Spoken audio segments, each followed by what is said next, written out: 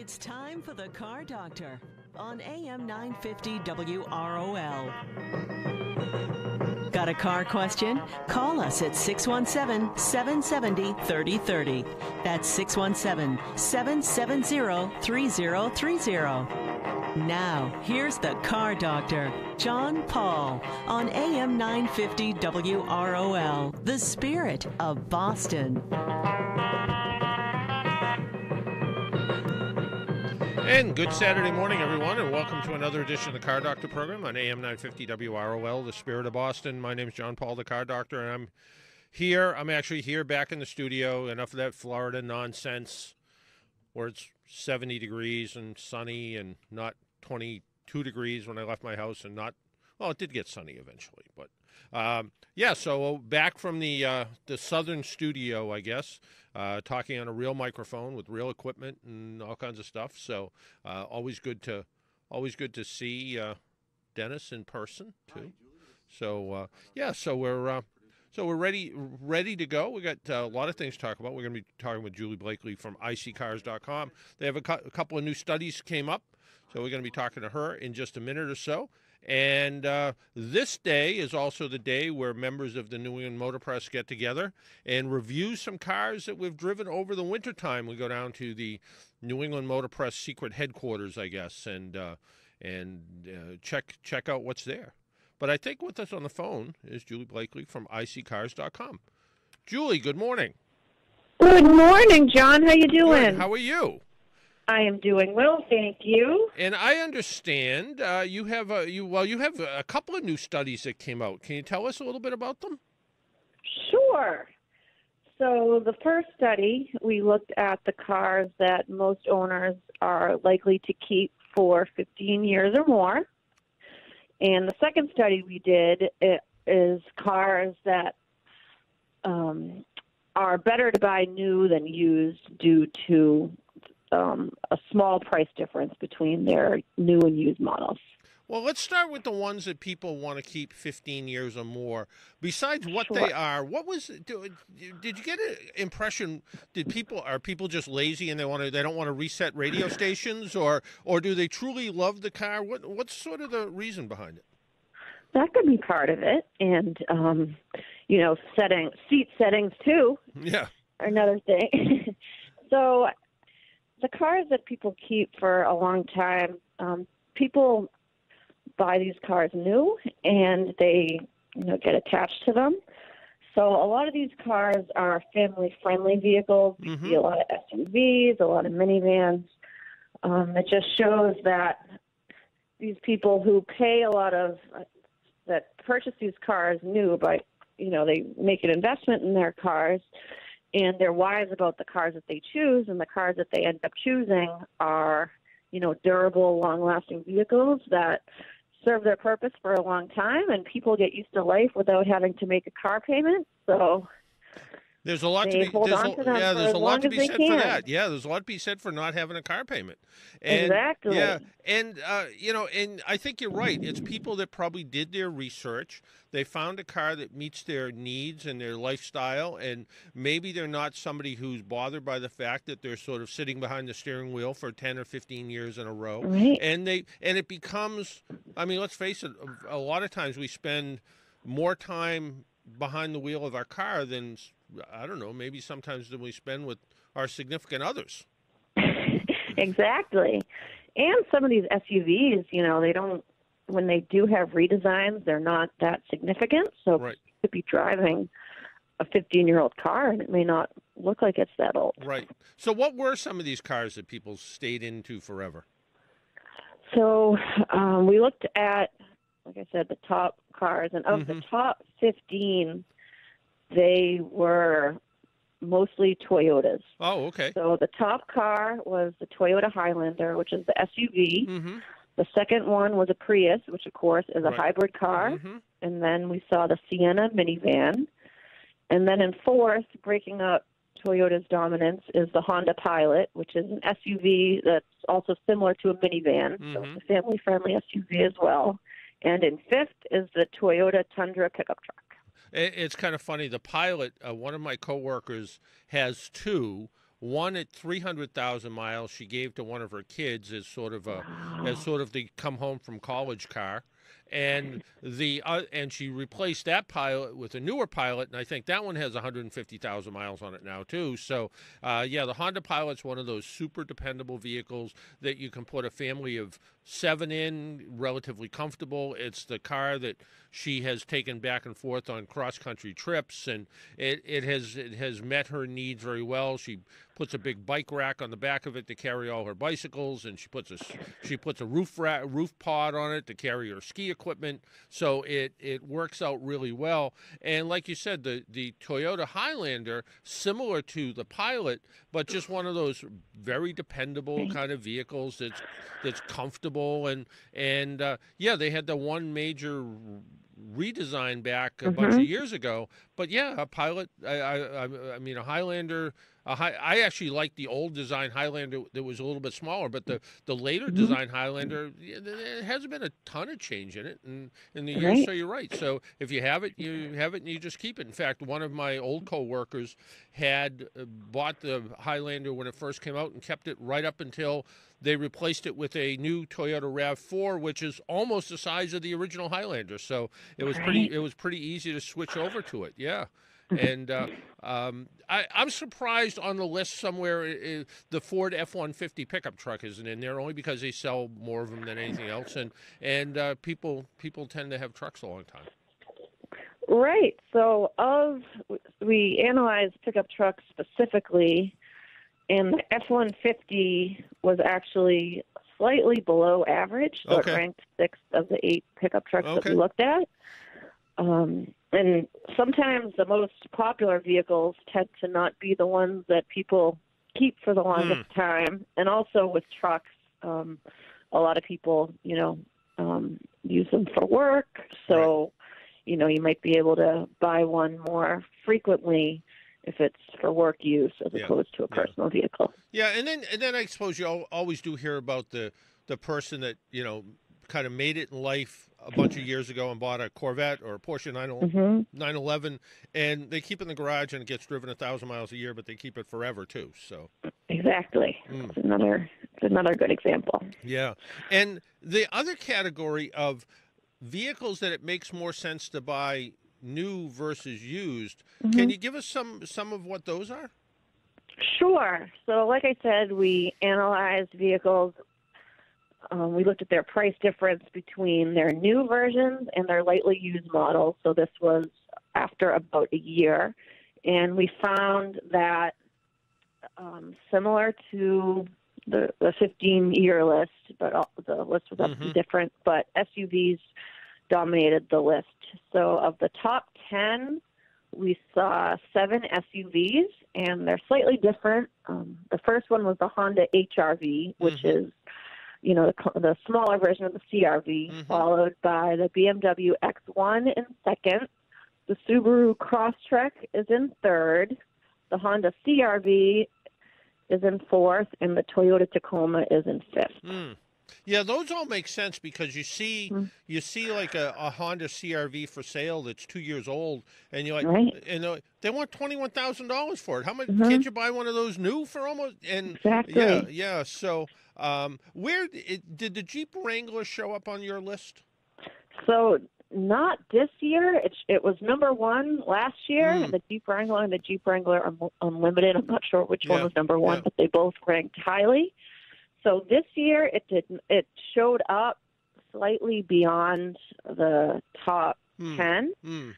And we actually saw, because we were curious as to why, and we came across some articles saying that they raised the prices of the new ones. Right. So we think that could have something to do with it. Yeah, it used to be that it didn't make any sense to buy a Wrangler because same thing. You'd see a 15-year-old Wrangler for sale and it was like $13,000, and you'd say, why would anybody buy that? And then I took a quick walk through the Rhode Island Auto Show yesterday. It was a Jeep Wrangler, and I'm like. And I looked at it, and of course, it was a pretty well-equipped one. And I'm like, $42,000, and I had a little bit of sticker shock at that because I expected to see $25,000. Yeah, so I can understand how that works. Your website, iSeeCars.com, you have some very unique features on that, including the vehicle identification number lookup feature. Great. So that is called the VIN Report tool. So it's available on our website and also as an app. So what it does, the app version specifically, you can scan a car's VIN number and you'll instantly get what we call pre-purchase analysis, which tells you the best times to buy the vehicle, obviously what the market price is. A lot of them link to free Carfax reports. So we like to say that it's everything in one place, all the things that you'd want to know when purchasing a vehicle. And the response to it's been great. So like I said, it's available as an app, but also when you're looking on our car search engine tool, when you come across a car that you're interested in, you can click on the VIN Report link, and it'll take you to it on your desktop as well. Yeah, and it's also a good tool if somebody's thinking about selling their car. They can Right. scan the VIN and provide that to somebody and say, look, here's the information about it. There hasn't been any recalls. This is about what it sells for in the neighborhood. And all that kind of information that makes maybe a potential buyer feel more comfortable about the car. Exactly. So we do have a lot of people that are selling their vehicles because, it could be difficult to price a car.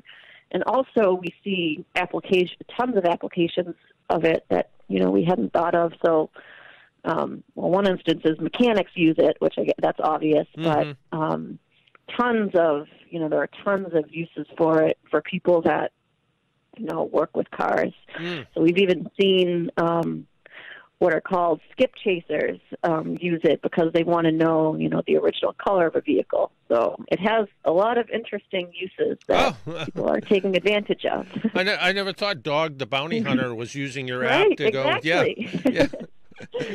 That's kind of funny that something like that would be used that way. But yeah, it is sort of it is an interesting tool. And on your website, you have a lot of car reviews too.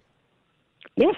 So we have a dedicated team of, reviewers that review the most recent cars, and it goes on our website, and we have these vehicle research pages on our site, that gets populated with that information as well. So we like to think that we offer everything to a consumer that they would need when purchasing a vehicle. And you and you're local here in Massachusetts.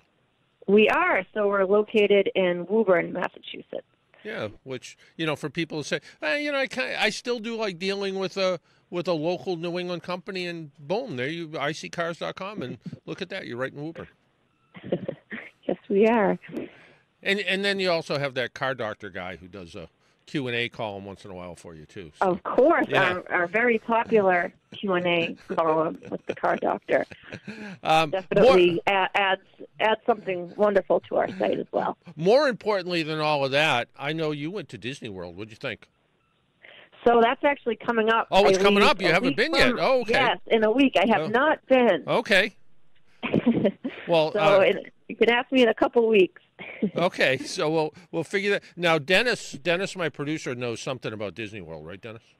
I've been a few times. Been a few times, just a few times. Like 5 or 6 times in my life. Okay, 5 or 6 times. Any Disney novice tips you have? When you go in the park, go left, don't go right. Everybody goes right, go left. I don't know why it works, but it works. You get on more rides that way. That is excellent advice. I don't know why. And if you're, I think this is still the case, if you drive to the park and you're a AAA member, AAA members have preferred parking. That is great to know. Yeah. I didn't even realize that. There's so much to know about Disney World. It's like the car world. Yeah, and some of the classic rides are still there. Space Mountain. Oh, you're gonna be able to see the Star Wars ride. I'm very jealous. Oh goodness. Well, just so I'll let you know. Just so you know, Dennis drives a Nissan Rogue from the Rogue One Star Wars version. Yep. And he has a Darth Vader tattoo. Yep. Wow. So knowing that you're going to Disney where the Star Wars ride is, he's a little jealous now. So It wasn't even on my radar because I'm looking at mostly at kiddie rides. Yeah, but I maybe know, That's but- something that we yeah. can.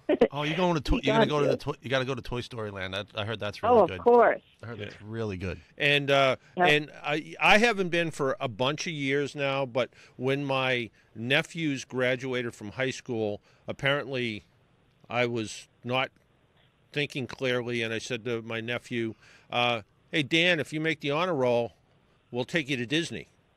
And about 4 months later, he's like, "Hey, Uncle John, I made the honor roll," and I'm like, "Oh." Wah, Uh-oh. wah. Yeah. So we went to Disney, and even though they were teenagers, and he brought his older brother came along, even though they were teenagers, we went to go see A Bug's Life. Oh, that it's in the Tree of Life. Yeah. That And- is an amazing Yeah. experience. Yeah. So and there were little kids and big kids, and the only one I'd warn you about, and maybe it's not there anymore, is It's a Wonderful Life, because you'll go on this very pleasant. It's a Wonderful Life. It's a Small World. It's a small world. Yes. And the song will be stuck in your head for days afterwards. Oh, goodness. Yeah. So, Yeah. Yeah, it's the Bug's Life is in the Tree of Life, which is in the Animal Kingdom. Yeah. So there's all kinds of stuff to see there. So leave the auto world alone for a little while, and become You have Test Track. Yeah, there is a test track. It was interesting. The test track used to be the Oldsmobile test track. Yeah. Wow. So they had to change the name because there's no Oldsmobiles anymore. So, but there is it is a very unique place, and it's a good place. It's a good place where everybody can be a kid. So Awesome. even though you're looking for kiddie rides, Right. you'll find that you can shrink down too and be a kid. So, Absolutely. yeah. That's great. I'm very excited. Yeah. Well, Julie, thanks for taking some time out of your Saturday and joining us on the Car Doctor radio program. And the website again is iccars.com. You can find out all kinds of information if you're thinking about buying a car, selling a car, doing car research. It's all there right on the website, right? Yes, it is. All right. iccars.com. Check us out. If you're looking to buy a car, to sell a car, anything car related. How about if I want to sell my own car? Is there a Exactly. place? Yep. So we have sell my car tool that you can access on our website, and you can actually list your car for free. Yeah, and the thing is, it's sort of like real estate. It has to be priced properly. And what I tell people is be realistic when you're trying to sell your car, and then look at the other ads. If you have a 2007 Toyota Camry and you think it's worth $15,000, and you go on your site and you look and you're like, oh, every other one is $5,000. Well, you're never going to sell your $15,000 Toyota Camry. So do your research, use the tools you have, but also look at the other ads and see what other people are trying to sell their cars for. And the other thing is, from a personal view, make your used car as appealing as possible. Clean it, vacuum it, make it smell nice inside, wax it, polish it, make it look nice on the outside, and you'll find that does a lot for use those pictures, and don't try to hide anything either. If there's a dent in the fender that you never got fixed, put that in the picture too, so people aren't disappointed. Can you spell the website? Right. Dennis says, can you spell the website? It's pretty easy, Sure. though, right? So ICSEE cars.com. Yeah. So the letter I. So I remember when I was talking to your boss and founder, this was many years ago, and I was like, so it's sort of like I See Dead People? From the line from that science fiction movie. He was like, well, sort of like that. Yeah, but it's only I See Cars. Yeah. So, yeah. He still brings that up, actually. He does. Oops. Well, Julie, thank you for taking some time out of your Saturday, and course. enjoy Disney World. And maybe we'll talk to you when you get back and find out what the whole sounds great. novice Disney experience is like. Oh, I'd love to. Okay. Thank you so All right. much. Take I care. appreciate you taking me on. All Have right. a great weekend. You too. Bye-bye. That was Bye. Julie Blakely from iccars.com. If you would like to join us and talk to us about your car problems, whatever's on your mind, you can give us a call at 617-770-3030, 877-770-3030. Phone lines are open. As part of what she was talking about was, the 15-year study. And again, that Honda, they analyzed a bunch of different vehicles. And according to the latest study, the average new car costs 26.8% more than a one-year-old used version of the same car. However, certain cars have a price difference of as little as 10% or $2,300. And the Honda HRV, which is smaller than the CRV, about 10% difference in price, new versus used. So if you were thinking about buying a used one, for $2,200, it's not really worth it. BMW X1 sort of surprised me because usually BMWs drop in value pretty quick after they get used a little bit, but only about a little less than 12% difference. Honda Crosstrek, about 12% difference between new and used. And that's another unique one because that's a fairly new vehicle. And I don't know, I think the Subaru Crosstrek, I think, kind of in the scheme of things, is not the most popular Subaru, and maybe that's why it holds its value a little bit better, which is good, but not good if you're trying to look for a used one. I'm trying to think who he was, the smart money guy. Used to be on all the radio stations. Jonathan Pond. I did a program with him once, and he used to buy, he never bought a new car, always bought a used car, always bought a used Toyota Corolla. It wasn't a very flashy guy. Probably a billionaire. And that's why. And that's why. And that's why. Because he bought a 2-year-old Toyota Corolla, but which is not on this list. Interesting, the Porsche Macan is on the list. I've never driven one and barely seen any of them, but always interesting stuff. What is the? I'm sorry. What is the Porsche Macan? Yes. What is it's that an one? SUV. Oh, yeah. Is that the one with those? The smaller one. Okay. The only time I've ever seen a Porsche Macan, it had a lift light in the back of it, and someone was using it for taxi service, which I thought was somebody who couldn't quite afford their car. Yeah, I don't like the Porsche's SUV's headlights. Those 4 little. Oh yeah, yeah. They're annoying. Yeah. Sorry, Porsche. Yeah, well, that's okay.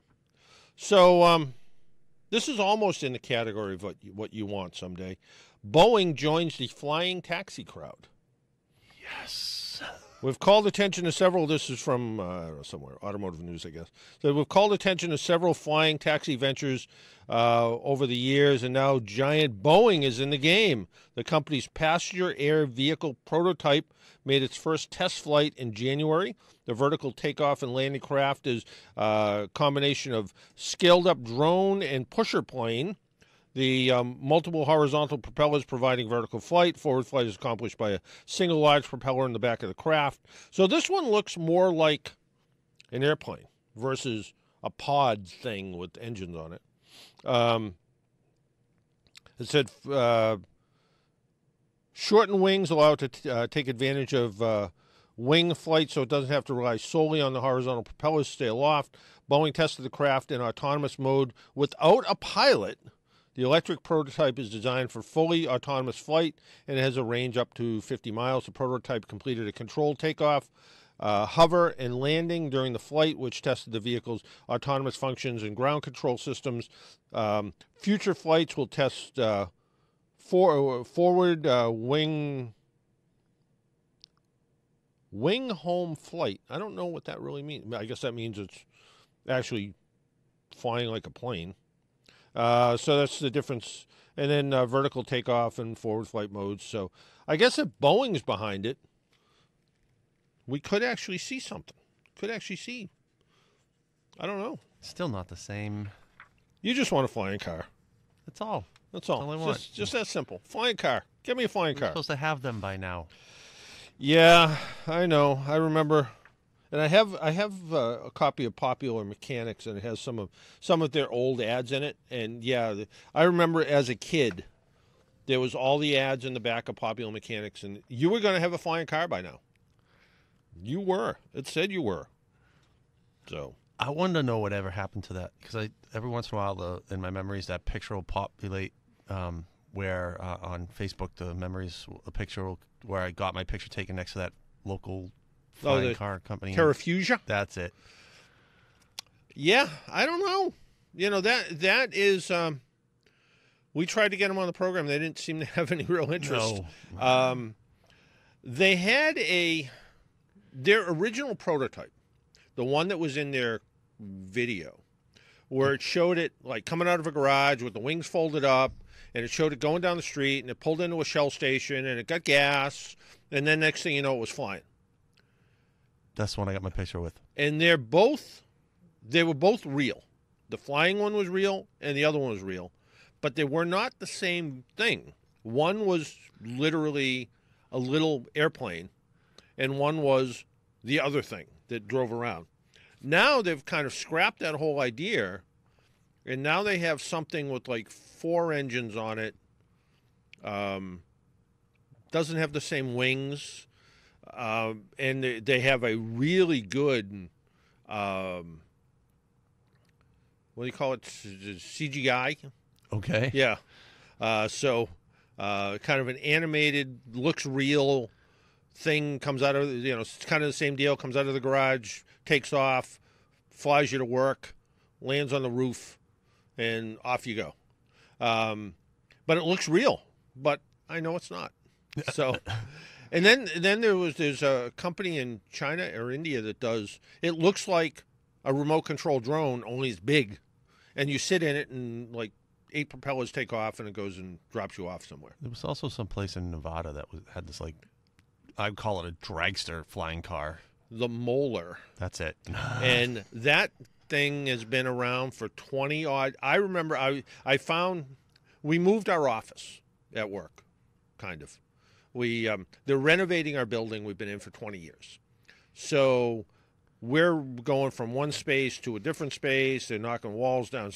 But to do it more easily, they moved us down the street to a different building.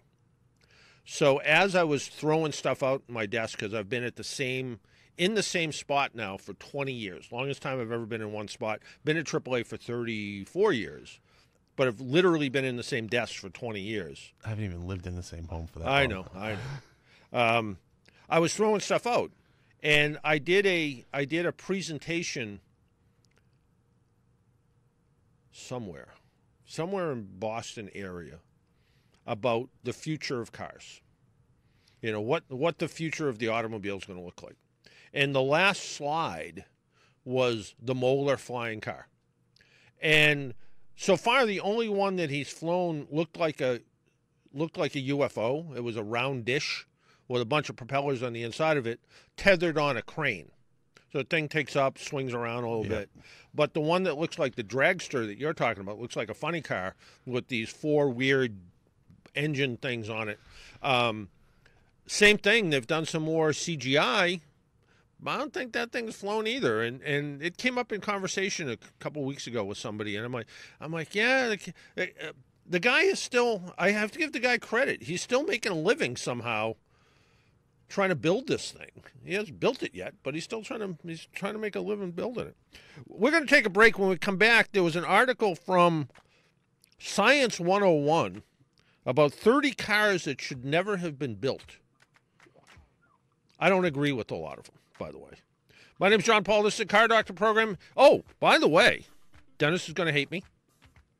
But, Yay, glorious times. Yes, glorious times. I have tickets to the AAA Travel Marketplace, which is going to take place March 1st through the 3rd at Gillette Stadium. Ever hear of that place? No. There was something big happened. Something big happened recently for that local team that plays there. So even if, hopefully my bosses aren't listening, even if you don't want to go to the travel show, but you've never been to where the 6-time Super Bowl champion Patriots play, here's a free ticket to get in and walk around the stadium. It's actually kind of fun. It is kind of fun. So, anyway, AAA Travel Marketplace is going to be taking place March 1st through the 3rd at Gillette Stadium. And I have tickets to give away. All you got to do is give us a call at 617-770-3030, 617-770-3030. Say good morning to Dennis, and he'll take down your name and address, and we'll mail you out tickets. We'll be right back.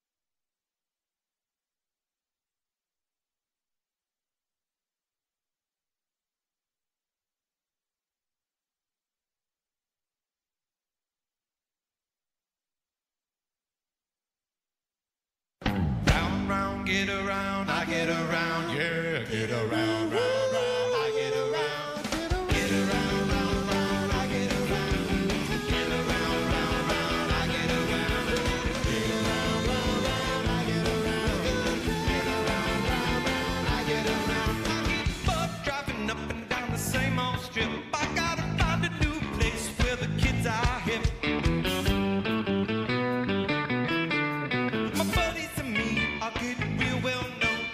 And welcome back to the Car Doctor program on AM 950 WROL, the Spirit of Boston, and you can listen on AM 950 100.3 FM. Easy with the buttons there. Sorry. You can also find podcasts which have not been updated in the past 2 weeks, but they will be sometime over the weekend with with what we've done in the last couple of weeks. That will be on. It's switched over, by the way, and you can always find my podcast links on the Car Doctor Facebook page, or you can go to johnpaul.podbean, just like it sounds, .com. And, of course, it should be on Stitcher and iTunes and all those kind of places. It should automatically post to those. So if you just search the Podomatic website that I had, johnpaul.podomatic.com, is gone. I'm saving a little bit of money. So I went to Podbean, which provides more storage for less money. So it's not as fancy, though. It's not. I can't quite do as much with it, but it's okay. It's all right. Our phone number, 617-770-3030. I need to be retrained. I haven't been here in a couple weeks. It's like I've never taken a 2-week vacation before, by the way. And that was a long one. Yeah, it was 2 full weeks. I mean, even though I did the show on Saturdays and I did Joe Ligotti's show on Wednesday, I thought Joe might have been calling into the show today. I haven't heard from him yet, but and I believe I'm going to be calling into Joe's show this Wednesday at 5:15. So if you listen to Joe Ligotti on 950 AM, the guy from Boston, you can. I think I'll be on at 5:15 with him. So, but with us on the phone is Brian. Brian. Hi there. How Hi. are you? I understand you bought a crappy used car from somebody. Hey! I did indeed. Yes. And is there been a problem with it? It's not really a problem. It's more of a question. So, been driving the car now, I think, since June. Dennis will confirm that, I guess. Yeah, it's about that time frame. Yeah. So you get to the winter time. So it's a 98 Chrysler Sebring convertible. And you go out, unfortunately, the other cars we have remote starters, and they're nice and warm when you get out there when it's 5 degrees. I go out and I'll start this one up early, and the engine warms up and it drives fine. The interior of the car doesn't warm up.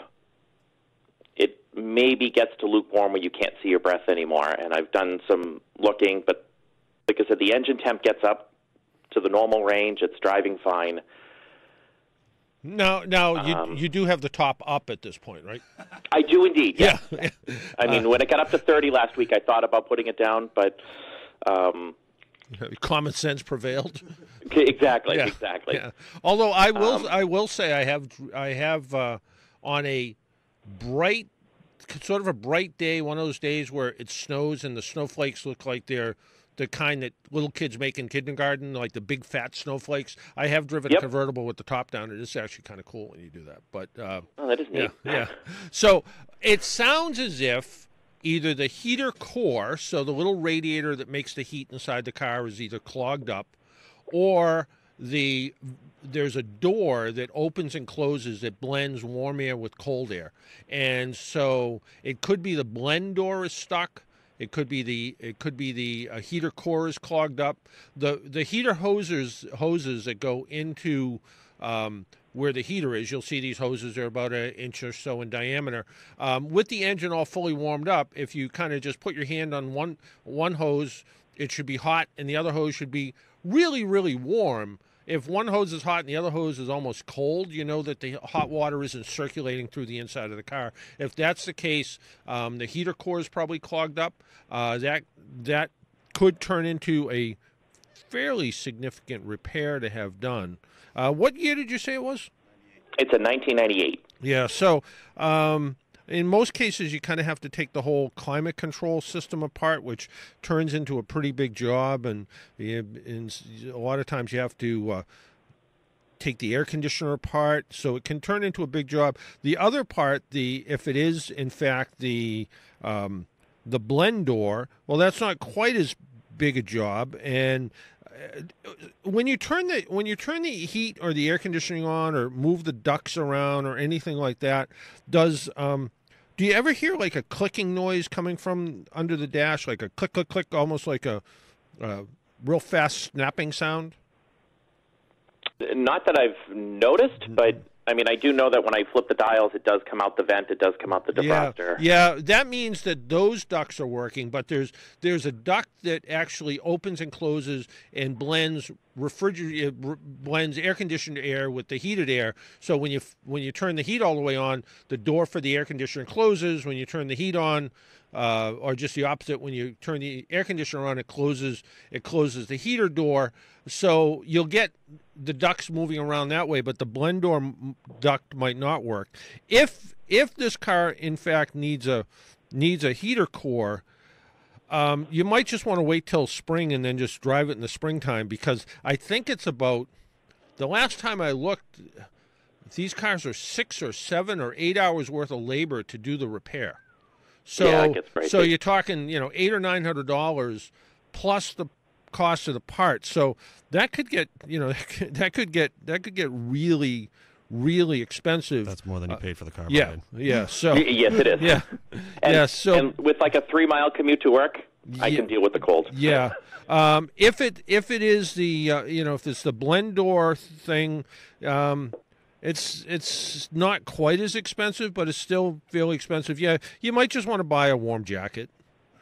Yep, Yeah. I have those. Or the other thing too is, and they don't work terribly well, but they work better than nothing, is there's these little 12-volt electric heaters you can plug into the cigarette lighter, and they do generate sort of instant heat. It's kind of akin to trying to heat up your car with a hairdryer, but it might just take the chill off for your couple of miles, and you can buy those at, I don't know, I've seen them every Harbor Freight and auto parts stores and places like that. So for $10 or $15, you might get a little bit of heat in the car. If this was a car you drove longer distances, and you could always set up a timer and an extension cord and put a little electric heater in the car and kind of pre-warm the car before you get in it. That's kind of a lot of work, and dealing with extension cords and snowy, rainy weather is a pain. But you might try the little 12-volt heater. But either way, if you said to me the car's not getting up to temperature, the temperature gauge is still on the low side, replacing the thermostat would be the answer. But if the car truly is getting up to normal operating temperature, the thermostat's working normally, so chances are it's either the heater core or the blend door. So. Okay. I had seen something online, but again, I sometimes take that with a grain of salt, where the overflow tank the connection there could clog, and if it's got just a little low fluid, it doesn't let heat into the car. But yeah, the radiator. I was a little skeptical about that. Yeah, the radiator would have to be. The theory behind that is when the radiator's full and the overflow tank is about half full, and that's where it always should be. As it kind of expands, it goes into the overflow tank. As it cools, it sucks it back in. Well, if it's gotten low over time, the radiator is going to be down on fluid, which is going to starve the amount of fluid going into the inside of the car. So the antifreeze isn't, there's not going to be literally not enough antifreeze to circulate through the heater core to get warm. But usually when that happens, the car tends to run hotter too. So no, it's probably the heater core is clogged up just because from age. Yeah, it's possible that you could have take it somewhere and they could try to flush out the heater core. That will get all of the junk that's kind of collected in there over the years. The bad side of that is if someone is less than gentle and using, you put a little bit of chemical in there and some low water pressure. If someone puts too much water pressure in there, you might find that the stuff that's clogging the heater core is the only thing that's keeping it from leaking, and you could end up with a leak afterwards. I mean, it's worth a try. You could say to somebody, hey, you know, I'm not getting any heat. Can you flush out the heater core, see what they have to say, and give it a shot? But the simple test would be, again, if one heater hose is hot and the other heater hose is kind of almost cold feeling, you know the water's not circulating through the heater core enough to get enough heat off of it. If one's hot and the other one's warm, you know that the coolant is flowing through the heater core. Then it's probably the blend or actuator motor that makes it work. So, All right. Okay. I'll check that all out. all right, good luck. Thank you, sir. All right, take care. Bye-bye. You too. Bye. 617-770-3030, 617-770-3030. And again, if you want tickets to the AAA Travel Marketplace, Dennis is just staring at his phone right now anyway, so. Answering questions about the radio show. So 30 cars that were never should have been built, according to Science 101. The 1955 Dodge La Femme. It says here, this beast of tragedy was breathed into existence in the 1950s. Its purpose to give women an alternative to cars that apparently were only constructed for men. The manufacturing trend I didn't realize was in existence, either did I. The car came in pink and white and just the right color for your female counterpart. The car was essentially the same as a Dodge Royal Lancer, which was equally terrible, according to this article. It had pink seats. Unfortunately, the pink and white woman's mobile didn't sell too hot. The car only floated the market for about 2 years. Never heard of it. Don't know anything about it. 1982 Cadillac Cimarron. 1982 was good for a lot of things, not for the Cimarron. Thriller was #1 in the charts, if you're interested, according to this article. Smurf Rescue was released on ColecoVision. Do you even know what Coleco? That was a good game. Was it? Yes. One of the notable failures of this year was this 82 Cimarron. This article describes it as a train wreck of a car that hit the market with lackluster flair, and the sales showed it. The Cimarron was a Chevy Cavalier. That's all it really was. I remember even seeing one that was that had wind-up windows, hand crank windows in a Cimarron, and a standard transmission. So it really was. What? I need 2 of those tickets. Okay. That's all right. Your wife wants to go? No. Oh, okay. All right, whatever. But anyway, it was funny. I was talking to one of my neighbors down in Florida, and the trailer park, yes, it's a trailer park. Don't judge me. That I live in, interestingly enough, has a lot of people from Michigan in it. And this one woman, her father worked for General Motors, and she had a Cavalier. And she drove to her, I forget what she said. She was driving to her uncle's house. Her car broke down. She borrowed her uncle's Cimarron. And she's like, it was exactly the same as my Cavalier. And it was a Cadillac. And I said, yeah, it was. It was a terrible car. The rest of the trailer park, and this is kind of a generalization, there's the Michigan people and the people from Quincy. There's a lot of people from Quincy.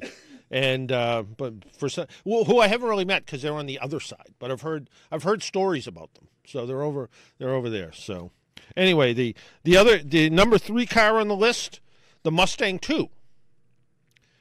Second generation Mustang was much like any sequel. Sequels are never equal, sort of thing. Mustang II, little Mustang, sort of a Pinto. That was supposed to be a Mustang. The best thing that ever happened to the Mustang II. It went away. And the second best thing was it was used pretty exclusively in Charlie's Angels. So it was sort of the car in the original Charlie's Angels, not the bad movie Charlie's Angels. The next one was a Saturn Ion. I don't remember this being a horrible car. It was what it was. It was basic transportation. Just kind of looked like a Saturn. Nothing special about it. I remember being at the New York Auto Show where it was introduced, and they were using sort of keep an eye on the Ion. So their advertising campaign was worse than the car. This car was bad in every note. according to this article. It says, from its interior to the exterior, a big fan of plastic on the inside. Toy Story playground. It's uncomfortable probably because of the plastic. The exterior also had a thick and unbearable plastic coating. Why? Saturn's infamous dent-resistant door technology, of course. Dent-resistant wasn't guaranteed. They were pretty dent-resistant, though. My neighbor, who was talking about Cimarron, has a Saturn Sports Coupe, and the thing was beautiful. It's brand new. It sits outside all the time. Underneath, kind of rusty. But the plastic body panels look fantastic. It says here that, unfortunately, its redesign was not enough to save the brand from getting axed from the parent company. It had nothing to do with that. Saturn started deciding that they didn't make any money selling the cars that they made at the Saturn plant in Tennessee, so they started importing Opels. The Opel versions were actually quite good because they were German Opels. And they were making some pretty good cars. The problem is it was just another product line that was competitive. The company itself never made money because it lost so much money trying to sell the first Saturns. First Saturns weren't horrible cars. They were dependable. They were dent resistant. They were different. There was nothing fantastic about them, so they didn't sell. Sorry to Peter in Salem. The Edsel Corsair. Sorry, Peter. The Edsel was a disaster for many, and again, this isn't me, this is Science 101. The Edsel was a disaster for many reasons. First off, that grille. Second off, it was hated by essentially everyone who bought it. Ford had apparently spent about $300 million building this monstrosity, and boy, it didn't pay off. I feel bad for the company, but hey, they did it to themselves. One particularly abominable feature of the car was push buttons on the steering wheel. Well, these are in use today. These early iterations of technology were perilous. Many people, for instance, would accidentally change gears when they meant to change the radio station or honk the horn. I think the Edsel is such an iconic car today, at least. It makes it pretty cool. Again, they had Ford, they had Mercury, they had Lincoln. It was ahead of its time. It was ahead of its time. But they had Ford, they had Lincoln, they had Mercury. Did they really need a fourth car lineup that sort of slotted somewhere in between? Maybe not.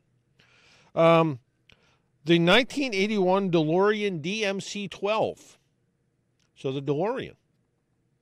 But it's Back to the Future. But yes, it has a flux capacitor. It does. It does. We gave away flux capacitors once, you know. Yeah, I think I remember you telling me that. Yeah. Its inventor, John Zachary DeLorean, was well known for building Pontiac GTO. It didn't help much with the construction of this. Perhaps it was the plague or so of yes men guiding Mr. DeLorean down design paths. I don't know. I think, again, it's unique enough. You know, they're not making it anymore because he was selling, well, allegedly. It was in the drug business to fund his car. The other thing wrong with the DeLorean was it had a rather generic V6 engine in it. It was the same engine that was used in Renaults and Peugeots and Volvos, I think. So it looked interesting. The idea that it was all stainless steel, so if you got a little scratch on it, you just go out there with some steel wool, polish it up, look fine. Problem is, not everybody wants the same color car as everybody else. So if they sold 100,000 of them, all of a sudden there's 100,000 cars that look just alike. Every once in a while you see a DeLorean painted, and you go, wow, that looks kind of... I've never seen anybody really do anything to the engines in them, and they have the opportunity to certainly do it. Also on the list, the Pontiac Aztek, which was a minivan with a bunch of body cladding on it. I heard that... Was it a minivan or an SUV? Well, it looked like an SUV, but it was really a minivan. Okay.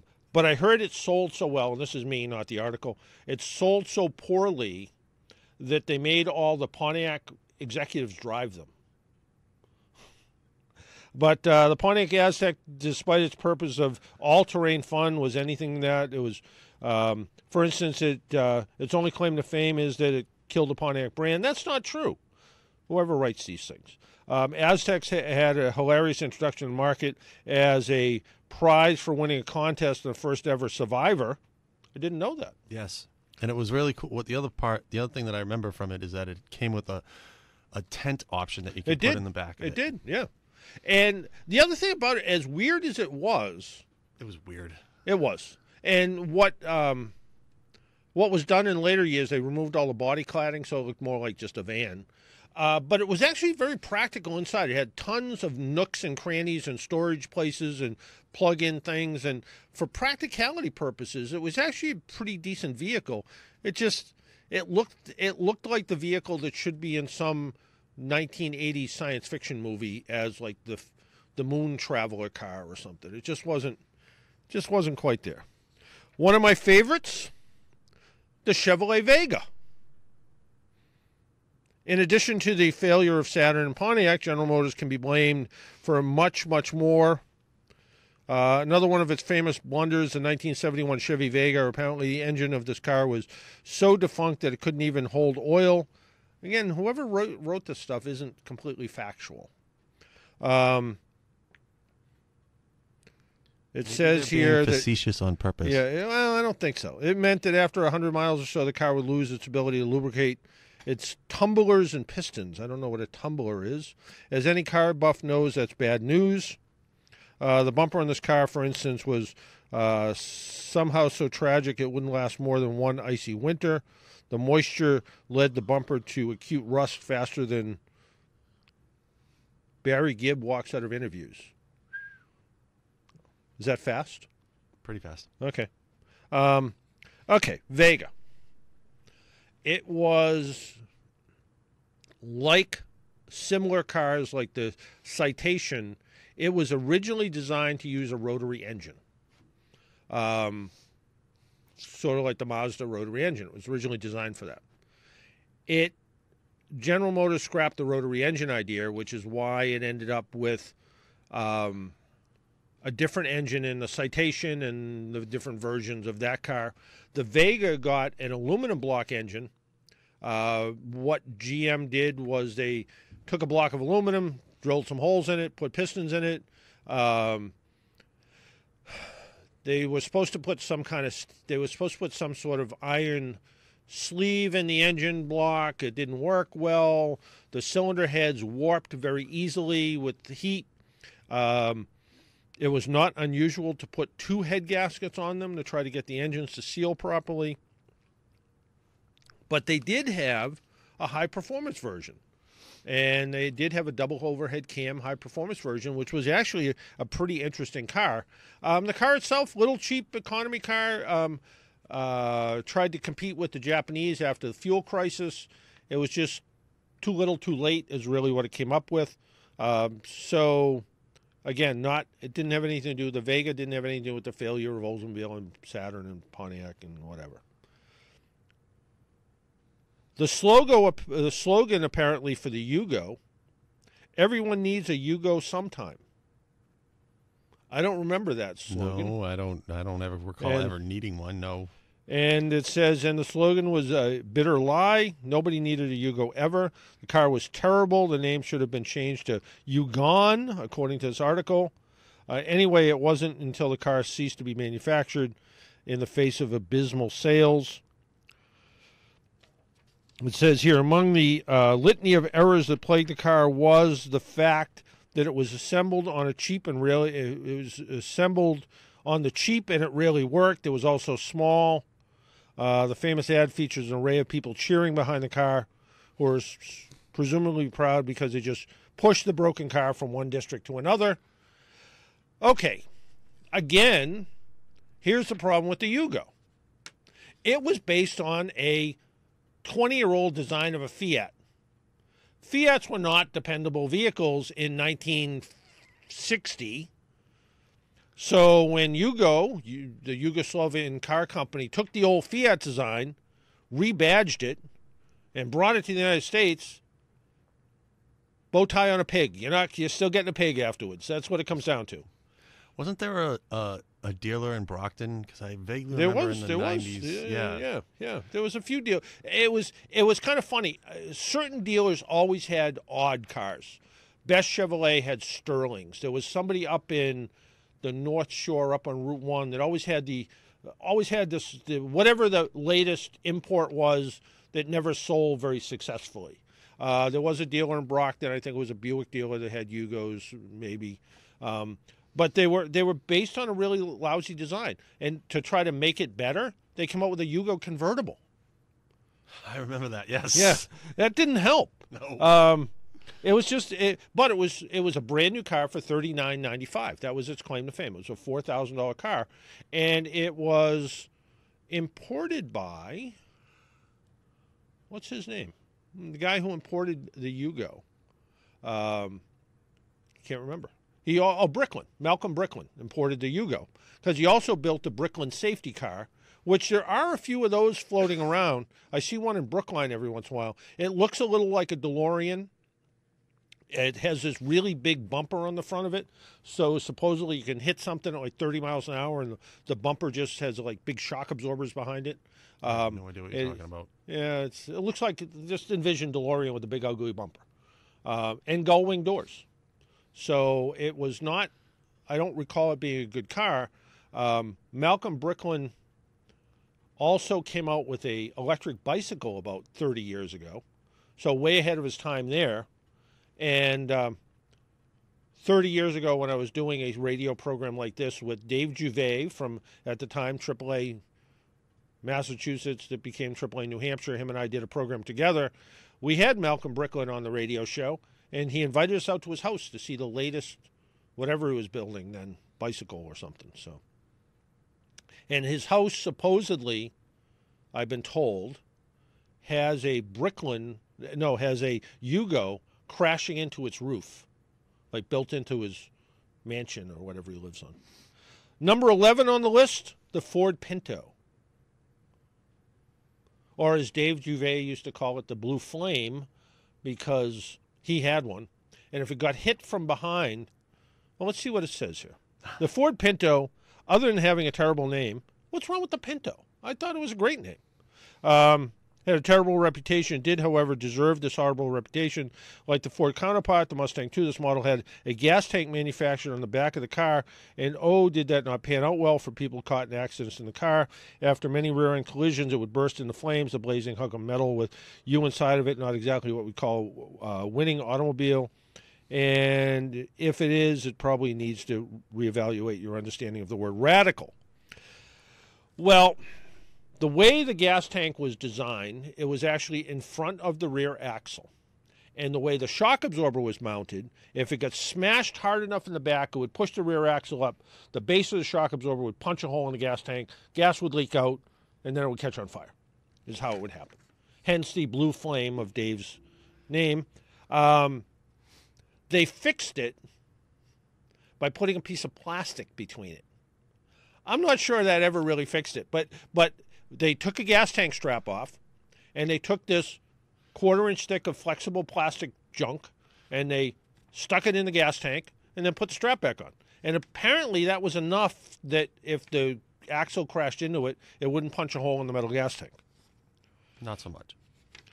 Number 12 on the list was a car I actually owned, a PT Cruiser convertible. Let's see why they hated that. If there was ever a vehicle that would induce onset of early glaucoma, this was it. Chrysler was shooting for hot rod design language, but I myself, and again, whoever wrote this, felt a strong impulse to drive myself off a cliff rather than look into the other lane at the eyesore driving by. The impulse was strong. I was lucky to have suppressed it. Others surely have not been so fortunate. I don't know. It doesn't look bad. It doesn't look great. When, I never liked it, to tell you the truth. When we were replacing our Volkswagen Cabriolet, which my wife loved that car, so Volkswagen Rabbit with a fold-down roof. This was about the only other thing that was sort of in the same price range, and we bought it used from S&E Auto Sales over in Weymouth, and they have a place in somewhere, Walpole. And they had it. It was a former lease car, something, 6,000 miles on it. And we had it till it got in a bad car crash. Then we didn't have it anymore. Oops. The Reliant Robin, I don't think anybody knows what that is.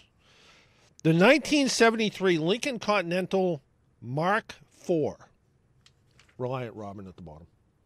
I don't know what that is. It was a 3-wheel kind of thing. 1 wheel in the front. I've never seen one.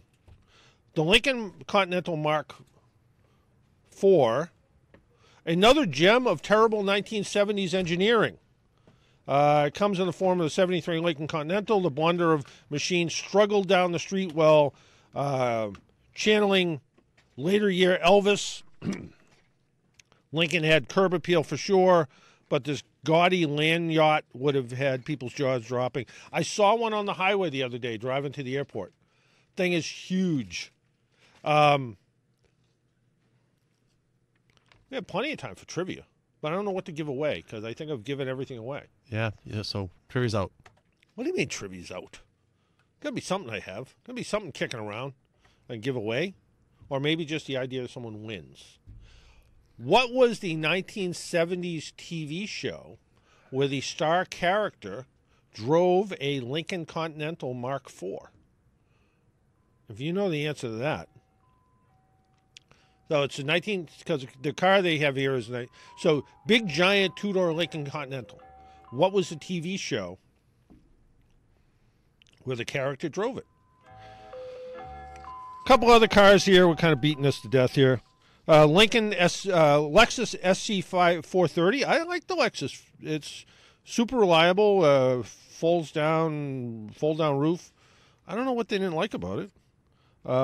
Eagle Premier. Well, there's a car that. Okay. Is that the answer to the trivia? No. No. Okay. I don't know. Maybe I didn't see it. Where? No. That's not the answer to trivia. Also on this list, number 20 on the list, the Bricklin. Car Doctor program. And then again, the Chevy Chevette. Plymouth Prowler. I drove one of those by this morning. King Midget. Love the King Midget. Not a great car, but it looks cool. It looks like you made it in your basement. And then the Corvair. How can you not like a Corvair? You know, even though unsafe at any speed. You remember him. So the Corvair was, again, it was sort of an interesting car.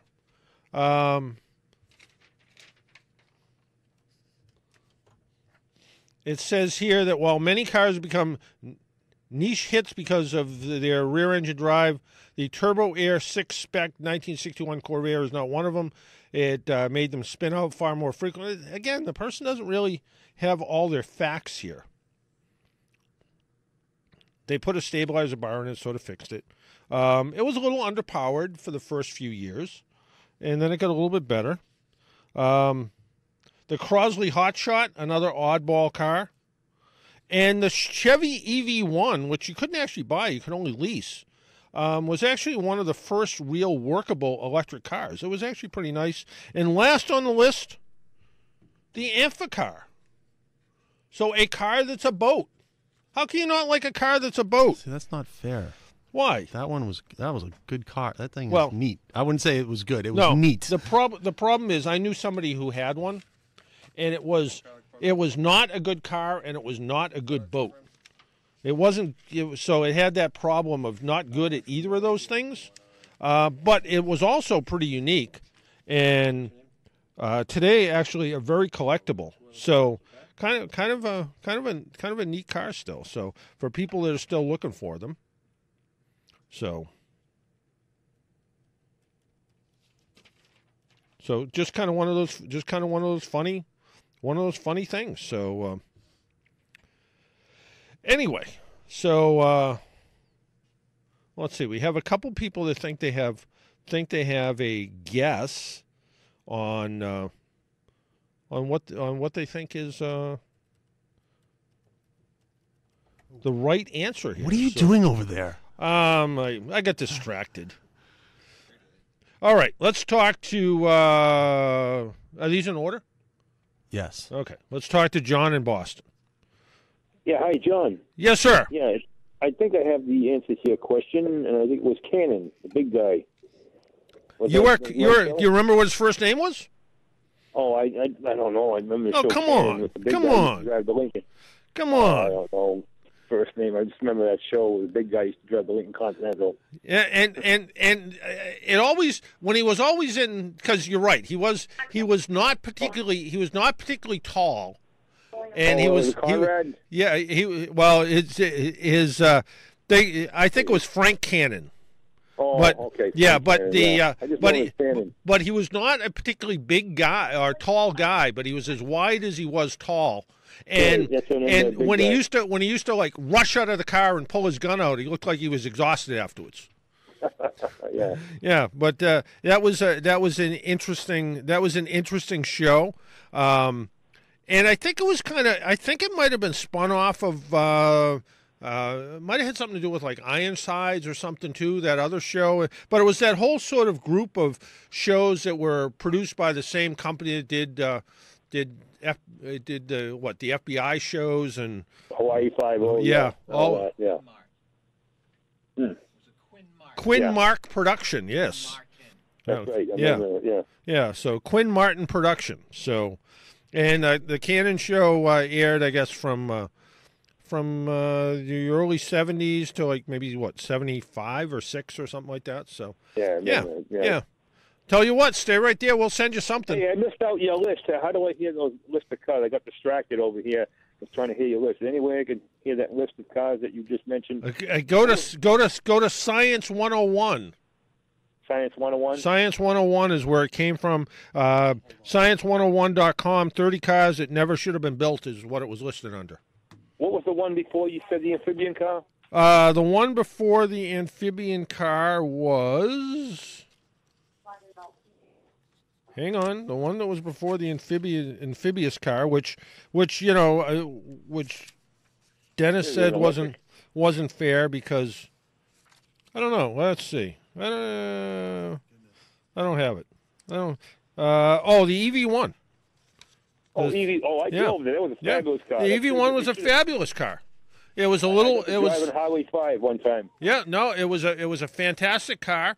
It had the problem was it had sort of old style batteries in it, and that's why it never really worked quite as good as it could have. But yeah, there was somebody in Brockton that had one for the long, even though they weren't supposed to have them anymore. They were all supposed to be turned in. I think this guy managed to get his hands on one and just never gave it back, and it was sitting in a driveway for years. Is it still around? No, it's gone now. It's gone You know, now. I but- read recently on the internet that somebody paid a Rolls Royce price for one or two of the survivors that are out there. Yeah, I bet they probably did. But stay Yeah, right, Rolls Royce. stay right there. We'll Let me ask you a go question ahead. about electric cars. If you have an electric car, I don't know the answer to this, and somebody wants to jumpstart their car because I think electric cars have a 12-volt battery. Is that a no-no or never do that? I was well, wondering what would happen. It depends. Give me a jump. Well, if it's a Tesla with a 400-volt battery pack, not a good idea. Well, but- I think you have a Nissan Leaf and you jump my car. They got to get If there is a 12-volt battery, and you're not, what I would do is just leave the leaf shut off. So you're just have the leaf in the off position, and you're using the 12-volt battery to start another 12-volt car with a dead battery, you'd be fine. What I would question is once you tried to restart. I don't think I would do it with the leaf running because I would be afraid. It's a very delicate charging system. It's not a conventional generator, alternator style charging system. Yeah. So I wouldn't do it that, but as a standalone 12-volt battery, it would be fine. It wouldn't be any different than leaving the lights on or something like that. The problem is most electric car batteries, the 12-volt batteries, are pretty lightweight batteries because they're only designed to run the 12-volt accessories. So you might not get a lot of cranking amperage out of it. But yeah, in fact, AAA just released a study this week that showed that the typical electric car that has a resistance style heater or a heater that uses the engine, the battery and motor management system to generate heat can look at up to, in some cases, up to a 40% reduction in driving miles when the heat is on full blast. So, you know, in a Tesla that has a 400-volt battery pack and a resistance style heater, even though it has coolant for the batteries and so forth, and trying to draw some heat away from that, or using a heat exchanger or a heat pump type system, a car that might have a 150-mile range might drop to 100 miles if you start the car cold and you're running the heater, which is why it makes a lot more sense while the car's plugged in to pre-condition the cabin, and so you can see a drop. So with the heater off, you can maybe see a 10 to 15% drop in mileage in cold weather, and in really hot weather you might see a 4 or 5% drop in mileage. But as soon as you start to turn the heater on, in some cases, like even the new Nissan Leaf with the 150-mile range, or the Tesla Model 3, you can see some pretty significant drops in mileage. And you know, we put out the release just to have people aware that as good as the electric cars are getting, you are going to see some drop in mileage on very, very bitterly cold days where you want to run the heat. Mm-hmm. Anyway, stay right. 20 miles. Did you see the movie Who Killed the Electric Car? Yeah. And the Revenge of the Electric Car. I'd like to find the people that were in charge of GM at that time and say, why did you ever kill that car? Yeah, fine. You know, Wagner? yeah, you know, you probably can't, but you know. Anyway, stay right there. Stay right there. We'll send you out something, okay? Oh, all right. Thank you. Yep. Dennis will take care of John. And what? Tell me what you want to do. Take a break. Let's take a break. My name's John Paul. This is the Car Doctor program. You're listening on AM 950 WROL, the Spirit of Boston. And we still have tickets to give away to the AAA Travel Marketplace, where I plan to be broadcasting live. Oops, I probably should have told the radio station that first. But I should be there, because when am I going to get to go to the 6-time Super Bowl champion stadium and broadcast live? Not at the Patriots game, so I might as well do it at the AAA Travel Marketplace.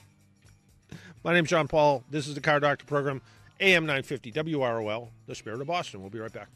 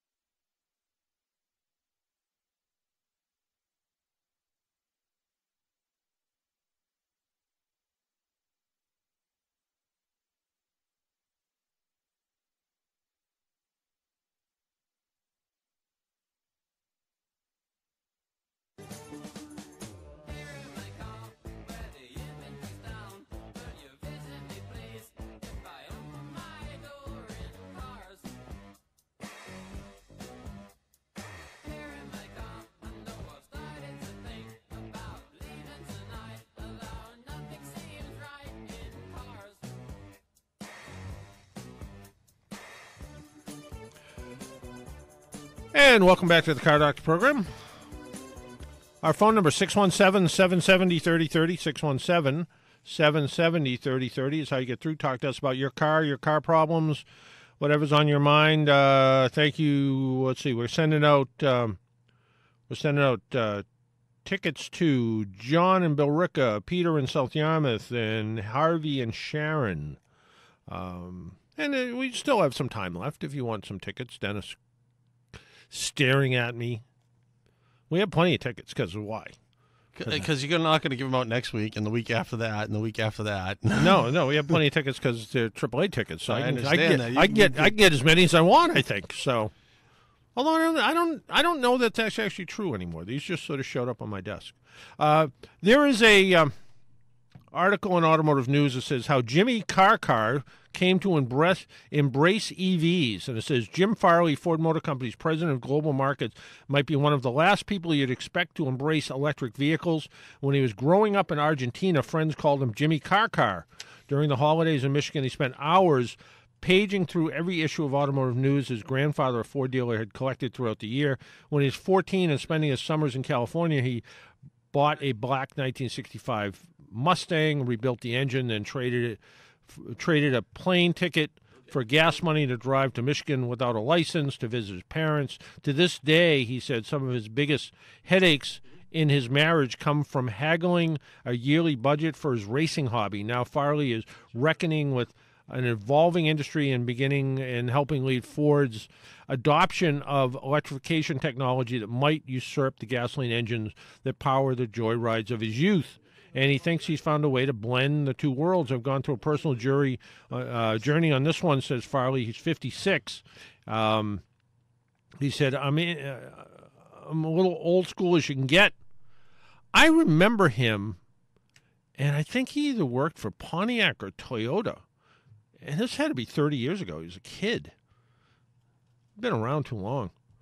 Ford has fallen behind the other electric vehicle. It killed the C-Max Hybrid, which was a decent little electric car, and the Ford Focus Electric, which wasn't a decent little electric car, and divined its early foray into the market. It has seen competition from the Chevy Bolt and Tesla Model 3. In a way, we had an advantage of watching what happened for the first time around. Ford is investing $11 billion in electrification and plans to introduce 40 electrified models through 2022. There's one vehicle I'm most excited about, says Farley, in an investor presentation last week, the still unnamed crossover rocket ship. Farley said Ford is moving away from positioning electric vehicles as eco-friendly green machines and focusing more on their performance capabilities. If you give people more than just fuel economy, we think there's a real opportunity for electrification. So really fast electric cars, I guess, is what he's saying, which is what Teslas are now. Ford plans to focus on electrification strategy on commercial vehicles and passionate nameplates such as the Mustang. So an electric Mustang? Well, I mean, the work is already done. All I have to do is look at Elon Musk's patents. They're all out there. Yeah, that's what he said. He said they're open patents. Anybody can use them. Hao Tai-Tang, Ford's production boss, said last week the automaker's battery electric offerings will be a contribution margin positive. Boy, that's bookkeeper talk. So electric cars are going to help bottom line, I guess. Changing times remain a major hurdle, blah, blah, blah, blah, blah. Range, anxiety, and so forth. Changing tires? Changing tires on electric cars are an issue? No. Range anxiety. Oh, I thought you said changing tires. Well, yeah, that could be, but if they were electric tires. But they're not. Sorry. But anyway, so they're thinking a performance electric car, which makes sense. Don Garlits, the legendary drag racer, Big Daddy Don Garlits, is also building. He's trying to build an electric drag race. He said super fast off the line. He's 85 years old. Super fast off the line, but the fastest he can make it go is like 160 miles an hour. He's shooting for 200 miles an hour. And he was the first guy to hit 200 miles an hour in a drag racer. And he believes in UFOs. Just want to point that out. Ain't nothing wrong with that. No, I wasn't. I'm not criticizing. I'm just pointing out the facts. But he He was. I got to meet him once, and he was a really very down to earth kind of regular guy. And I've never been to his drag racing museum, but I understand it's pretty interesting. And if you're down that way, go check it out. I think it's in like Gainesville, Florida, or something. But he's 85 years old. Go, and he's there a lot. So go hang out with him. I was looking at this article. Jim Farley, whatever he is now, Ford Motor Company's president of global markets, been on the radio show. Hau Tai-Tang, product boss, Ford's product boss, been on this radio show. Don Garlitz hasn't been on this radio show, but I have talked to him, so close enough. Subaru hits its 10-year straight record of record sales. Crossovers, especially the redesigned Crosstrek, are keys to success as light trucks drive the U.S. vehicle sales. Subaru's growing lineup of fresh crossovers boosted the brand for another yearly sales record in 2018. They have an interesting, they have the Share the Love campaign, and I was flipping through Facebook the other day, or today, or something, and there is a local Subaru distributor, Ernie Bach, with a member of Aerosmith in his private jet heading out to the Grammys. So, I don't know why he didn't invite me. I would have gone. I can get dressed up. Fiat Chrysler Automobiles is focused on helping dealers add technicians during a meeting at the National Auto Dealers Association show. The automaker revealed a goal for hiring another 1,000 technicians throughout the country, according to Don Lee, president of Lee Auto Malls in Maine. To build a pipeline for future prospects, FCA must generate more interest in the service tech career track. So the automaker is rolling out a networking campaign seeking to link students with career opportunities. The Mopar Career Automotive Program is launched. The Assemble Your Future campaign to give students a chance to meet the dealer reps. FCA technicians and Dodge SRT Mopar-sponsored professional racing teams. It says instructors and dealers near 4 National Hot Rod Association events will be invited to tracks around the country for networking opportunities. Networking programs not mentioned during the MAKE meeting was announced in January 25th to align with the NADA show. FCA's networking effort will focus on NHRA events. I think they're going down the wrong path. FCA cited data from U.S. labor bureaus saying that they're said an estimated 750,000 auto technicians are working in the U.S., but the industry will need to hire an additional 46,000 before the end of 2026. Lee said the meeting was upbeat with fewer complaints than previous years. I'm not so, I don't know if that's, going to NHRA events, great events, but I don't know if that's how you can get interest. You want to get interest? You got to pay people. You got to pay for their training. And you got to do away with what's called the flat rate labor system. When you go get your car repaired, the technician gets paid, make up a number, $15 an hour. And the job is in a book. We'll say it's a book. And it pays 3 hours to do that particular job. If the technician does it in 2 hours, he gets paid 3 hours. If he does it in 4 hours, he gets paid 3 hours. If he works 60 hours a week, a true 60 hours a week, he gets no overtime.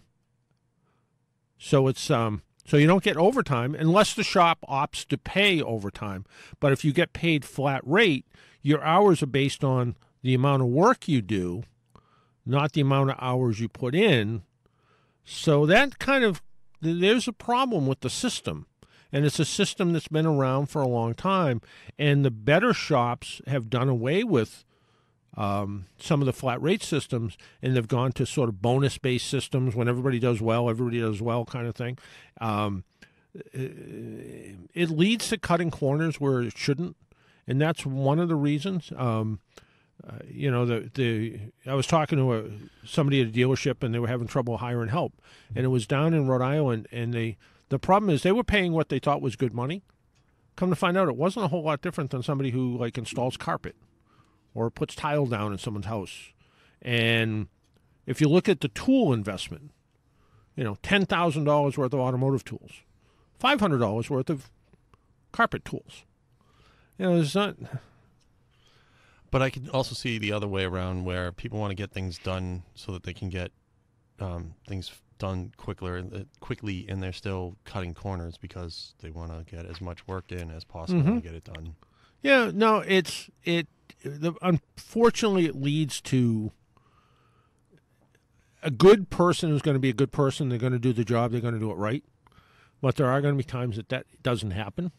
And it puts a lot of pressure on the technician. And the technicians that are sort of my age they're just looking to bide their time to get out of the business, and to try to attract millennials. And they don't want to go fix cars.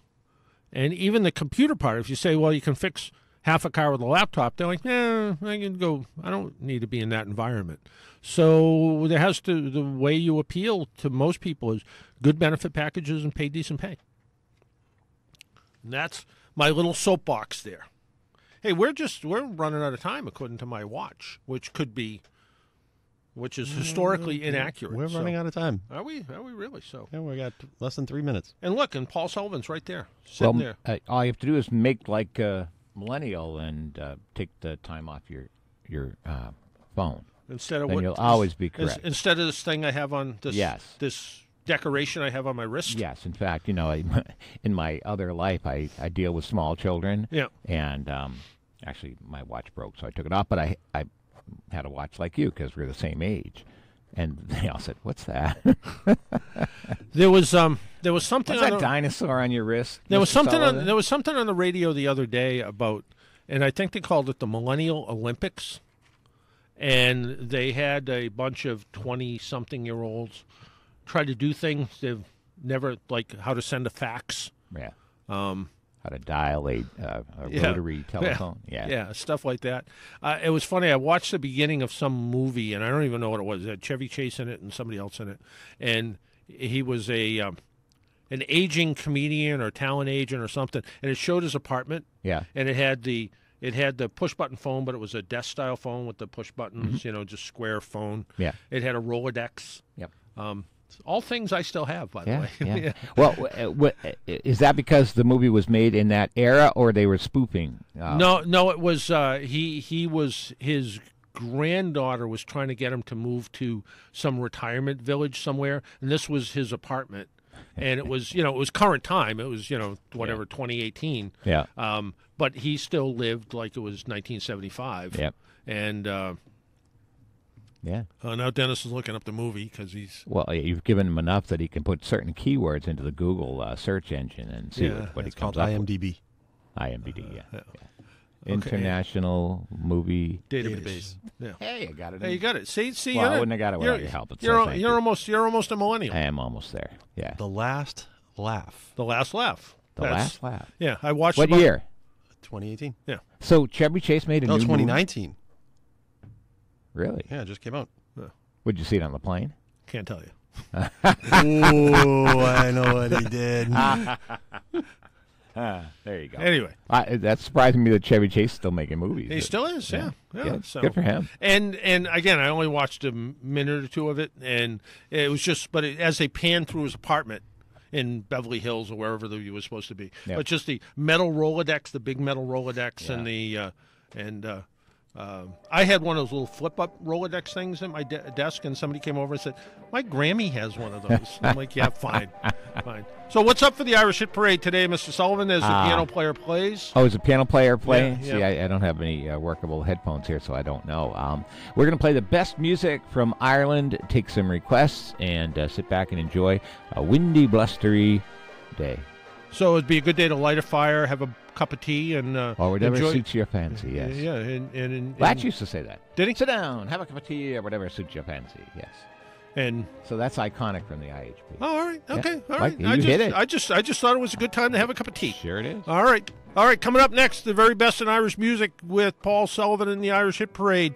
Until next week, make sure you wear your seatbelt, drive safely, be good to your car. Tune in to Joe Ligotti's show. Well, every day, but tune in this Wednesday at 5:15. You might even hear me. Till next week. See you then. Bye-bye.